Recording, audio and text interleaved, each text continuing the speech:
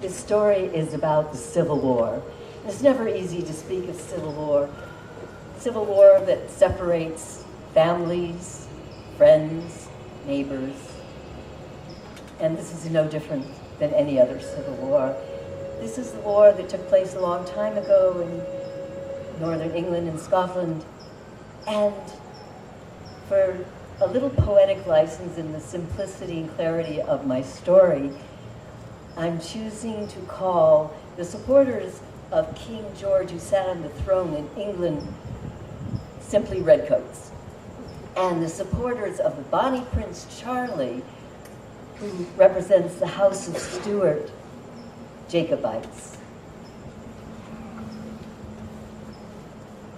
Brothers in arms, sister supporters, rise now.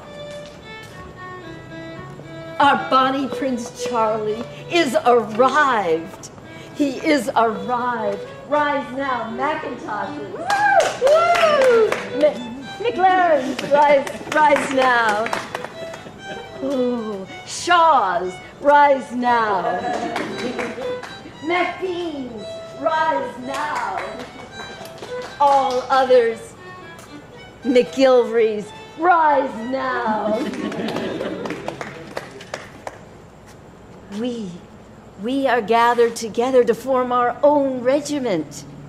We will fight to save the sovereignty of our terrain.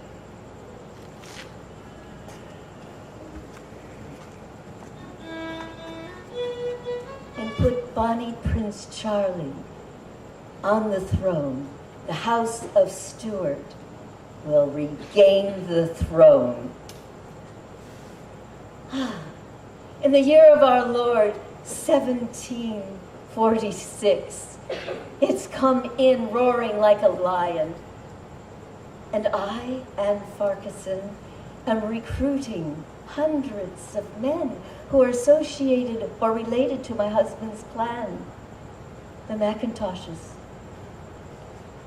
And together, we will put Bonnie Prince Charlie back on the throne, a Stuart again.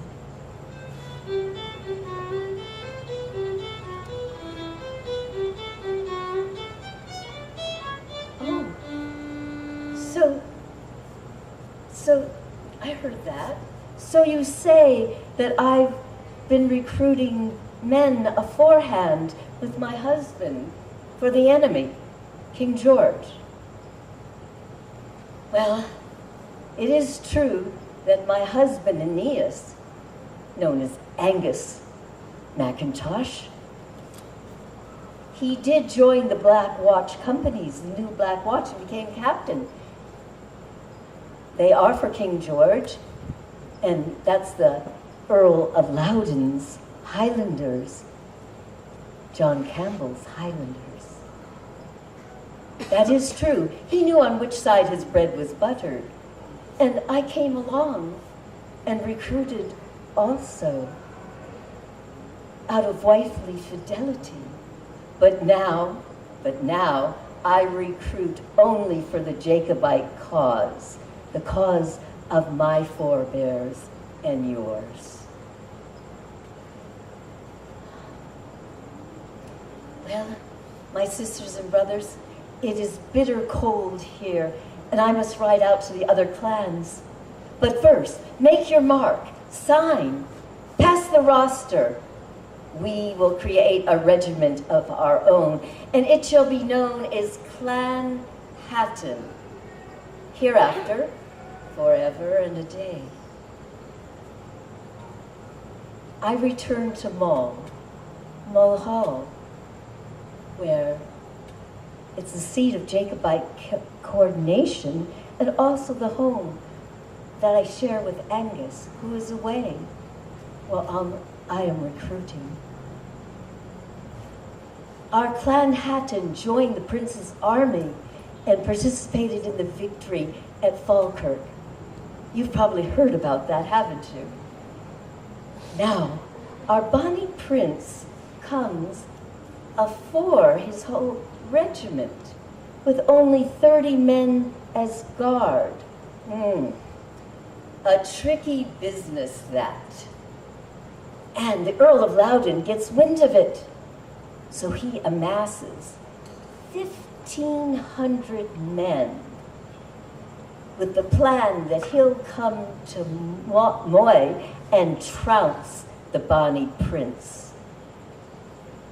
1,500 men, including my husband.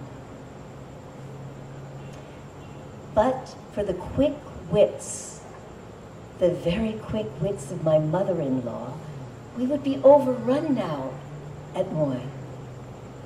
But from her home in Inverness, the Dowager Lady Mackintosh, she sees the amassing of so many men. And she wants to send the word. She sends a messenger, a mere lad. Oh, such a lad, that Lachlan. Only 15 years old and shy, but fleet of foot. And at first he cannot get around the 1,500 men camped out. But then he knows a lesser-known route to Moy. And he skirts all those men and comes running all through the night crying, the redcoats are near, very near. And either by, well, I'll tell you that in a moment, but we scooch out the Bonnie Prince out the loch side and smuggle him away as fast as we can, and he escapes. And either by providence or prudence, I had stationed 5 men, just 5 men, on the way from here all the way to Inverness. And when they saw the redcoats approaching, they let off a volley of shots. The first one felled was a piper. Just a piper. And then our blacksmith, Donald Fraser, calls out, McGilvrays, flank to the right, prepare to charge. MacBeans, flank to the left, prepare to charge. And each of the 5 men takes up the call, and the Earl of Loudon thinks in the gloom and the darkness that he is surrounded, and his men are surrounded by so many Jacobites. There are only 5. He panics and sends the order for his troops to flee, and they're fleeing back to Inverness as fast as they can go. Now, wouldn't you know, my husband was captured. And the Bonnie Prince, who had escaped, sends the word that my husband is to be under house arrest here at Moy, under my just and judicial keep. When I see my husband again, I greet him. At your service, Captain. And he greets me. At your service, Colonel. You can call me Colonel Ann. Everyone does.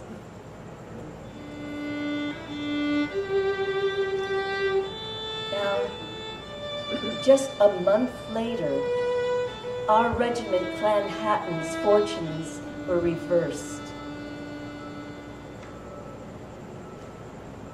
The entire army of Jacobites were outnumbered, outarmed, and outshot by the redcoats. And the 350 men of Clanhatton, many of them were felled. It was a bleak, bleak day on that inhospitable moor, inhospitable to the way our men fight, not on a flat plain.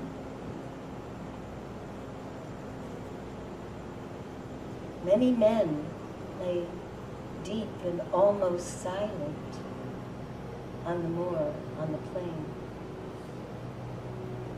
Eventually, they were buried in 3 pits. the redcoats wreaked a terrible and biblical vengeance and ordered that every Jacobite who was wounded on or near the plain of Culloden would be killed. And they carried that out. The Earl of Loudoun sent 200 men to loot Moy and to take me prisoner. I mourn the 14 men, women, and children who were killed on the way. I am a prisoner now in rooms in Inverness where I am treated admirably well. In fact, I give many of my provisions to other prisoners, and in 6 weeks I shall be released to the just and judicial keep of my husband Angus, where I shall remain. And my heart remains with my forebears and the Jacobite cause.